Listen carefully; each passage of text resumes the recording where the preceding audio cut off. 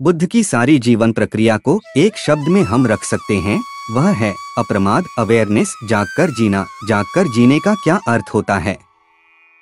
अभी तुम रास्ते पर चलते हो, बुद्ध से पूछोगे तो वे कहेंगे यह चलना बेहोश है। रास्ते पर दुकानें दिखाई पड़ती हैं, पास से गुजरते लोग दिखाई पड़ते हैं, घोड़ा गाड़ी कारें दिखाई पड़ती हैं, लेकिन एक चीज तुम्हें चलते वक्त नहीं दिखाई पड़ती, वह तुम स्वयं हो और सब दिखाई पड़ता है। पास से कौन गुजरा, दिखाई पड़ा। राह पर भीड़ है, दिखाई पड़ी। रास्ता सुनसान है, दिखाई पड़ा। सब तुम्हें दिखाई पड़ता है, एक तुम भर दिखाई नहीं पड़ते।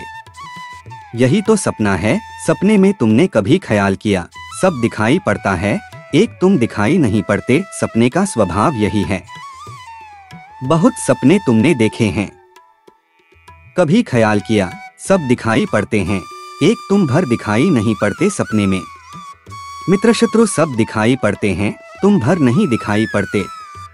यही तो स्थिति जीवन की है, जागने की है। जिसे तुम जागना कहते हो उसमें और नींद में कोई अंतर नहीं मालूम होता। दोनों में एक बात समान है कि तुम्हारा तुम्हें कोई पता नहीं चलता। भीतर अंधेरा है, भीतर दिया नहीं जला।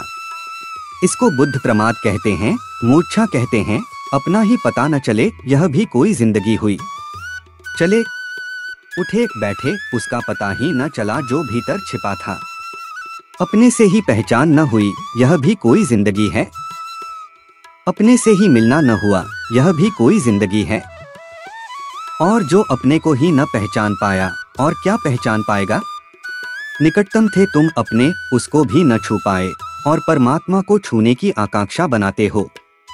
चांद तारों पर पहुंचना चाहते हो, अपने भीतर पहुंचना नहीं हो पाता। स्मरण रखो, निकटतम को पहले पहुंच जाओ, तभी दूरतम की यात्रा हो सकती है।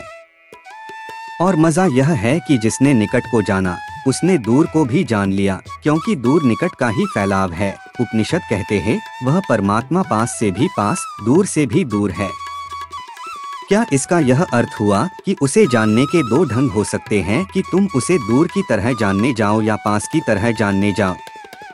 नहीं, दो ढंग नहीं हो सकते।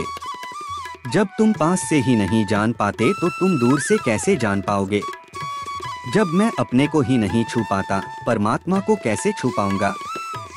जब आंख अपने ही सत्य के प्रति नहीं खुलती, तो परमात्मा के विराट सत्य की तरफ कैसे खुल पाएगी? इसलिए बुद्ध चुप रह गए। परमात्मा की बात ही नहीं की, वह बात करनी फिजूल है।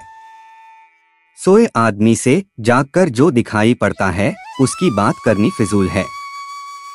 सोए आदमी से तो यही बात करनी उचित है, कैसे उसका सपना टूटे, कैसे उसकी नींद टूटे। अप्रमाद अमृत का पथ है और प्रमाद मृत्यु का।